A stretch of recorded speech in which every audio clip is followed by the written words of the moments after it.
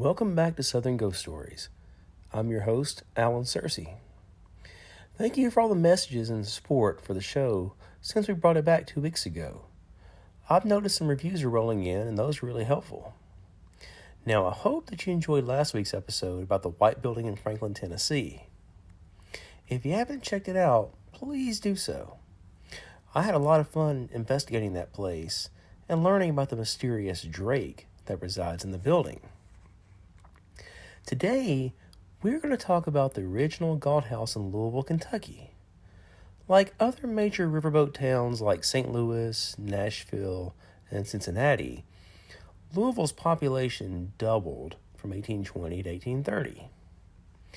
As Louisville blossomed into a small town and then one of the fastest growing cities in the United States, Dr. William Galt saw the need for an upscale lodging resort near the river. In 1833, Dr. Galt began construction on a massive 4-story, 60-room hotel on the corner of 2nd and Main Street, just a short walk away from the river.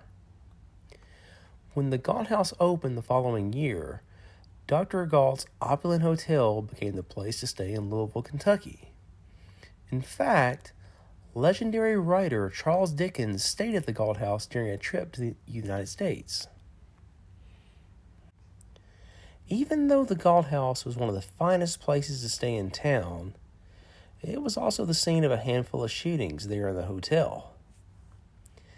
In December 1838, Edward Wilkinson, a judge from Natchez, Mississippi, was staying at the Galt House after a trip to Bardstown, where his wife was from.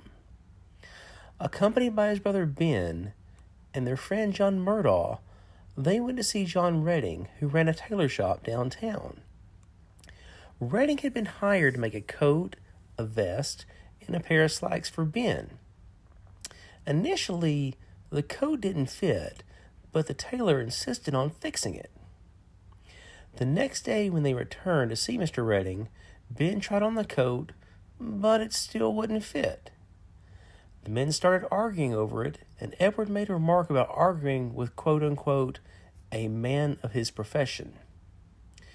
Well, as you would expect, Mr. Redding, he didn't appreciate that. A fight broke out, and people rushed in from the street to break it up. After the dust-up, John Redding and some friends went looking for the 3 men from Mississippi there at the Galt House. When they found Edward Dickinson alone, the 3 men tried to goad him into a fight.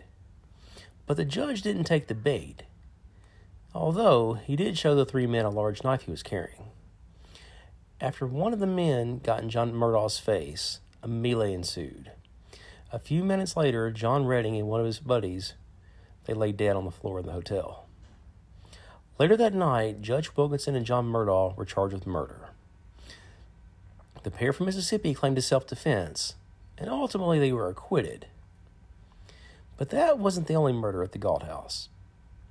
In September 1862, Brigadier General Jefferson C. Davis was sent to Louisville to report to Union General William Nelson at the hotel. And just so we're clear, this Jefferson Davis was a general, not the president of the Confederacy. General William Nelson was a very large man. He stood 6'2" and weighed 300 pounds. In fact, he was known as Bull Nelson due to his size. But for as big as he was, his temper was even bigger. Intimidation was a tactic Nelson used to keep his men in line. On the other hand, General Davis, he was barely 5'9" and weighed in at 125 pounds. Davis hated Bull Nelson, and he considered him to be a bully. Davis had been put in charge of recruiting for the Federal Army in Louisville, so when Bull Nelson came up to him and asked him how many men he had signed up, General Davis blew him off and kept saying, "I don't know." When Nelson cursed and berated his insubordinate subordinate, something strange happened. General Davis cussed back and got into Bull Nelson's face. General Nelson came unglued and kicked Davis out of Louisville and ordered him to report to Cincinnati. Well, a few days later, a commanding officer sent Davis back to the Galt House, except he wasn't alone. Davis had stopped to pick up his old friend, Indiana Governor Oliver P. Morton. And like Davis, Governor Morton wasn't a fan of Bull Nelson. He had lost 1,500 Indiana soldiers at the Battle of Richmond. Emboldened by the governor, General Davis approached Bull Nelson and demanded an apology.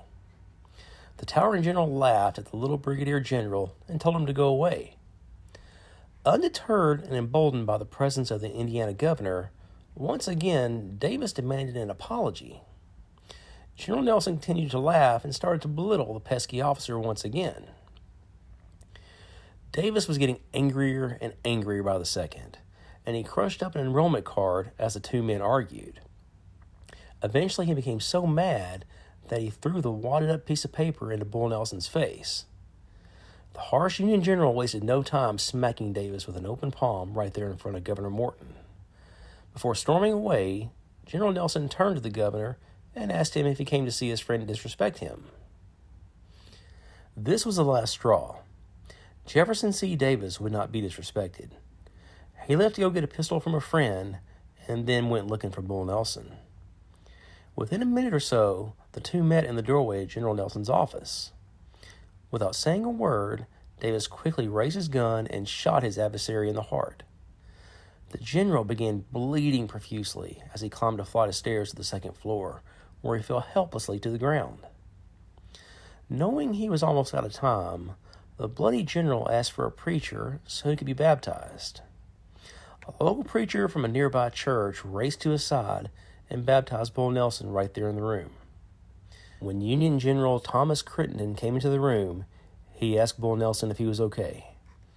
The weak and feeble general replied, "Tom, I am murdered."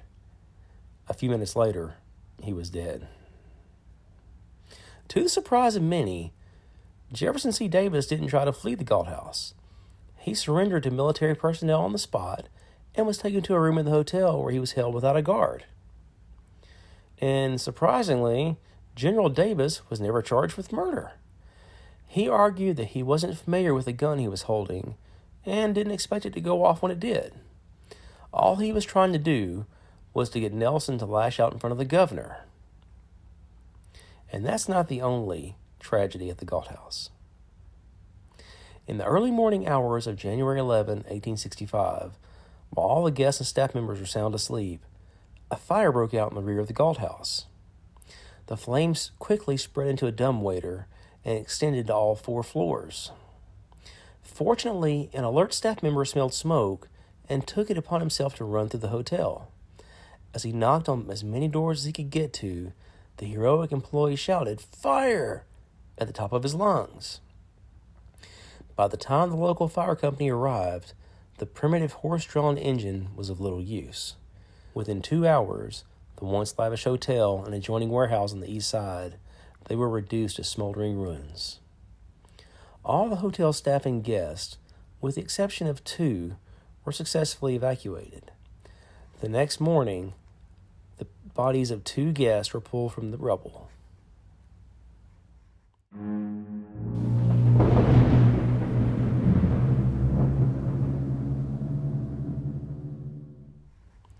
Today, in the original footprint of the hotel, you'll find some restaurants, a theater, as well as a Whiskey Row lofts.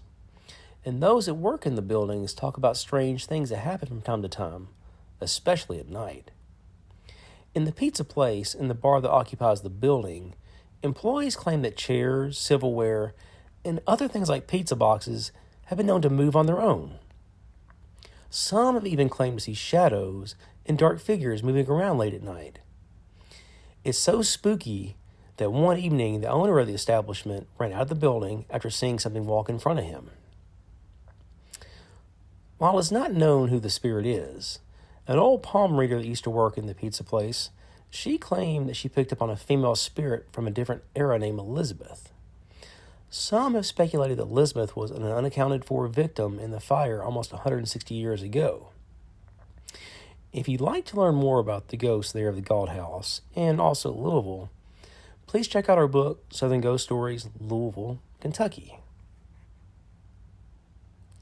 And thanks for tuning in, and be sure to subscribe, and please leave a review for the show. Also, follow the Southern Ghost Stories on Facebook and Instagram. We also have a YouTube page, some cool videos over there. We archive the podcast, and there's some videos of places like Trousdale Place and different places around the South I've been to, and some really crazy, wacky stories. And you can find the books in Barnes & Noble. If you can't find the books, ask a manager and they'll order them for you. So next week, make sure you come back, because I got a really cool story about the old Central State Hospital in Nashville, Tennessee. We'll see you then. Did you hear about the dyslexic zombie? He only eats Brian's.